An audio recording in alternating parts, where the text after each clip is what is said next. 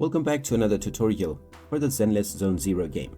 In this video, I'm going to show you how you can log out from your account on the device that you are currently in. So let's get started right away.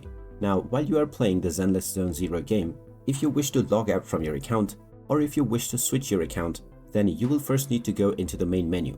If you are in the middle of your game, you can exit the application and then open it once again. From your home page, at the bottom right corner, you will see the switch account option.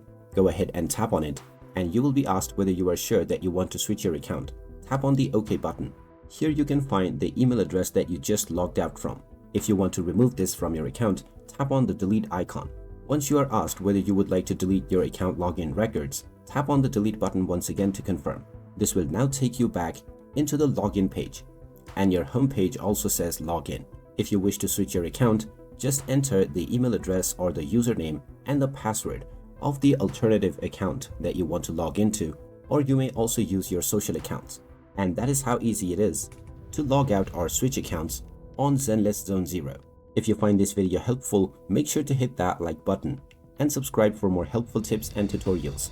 Thanks for watching, and I will see you again in the next one.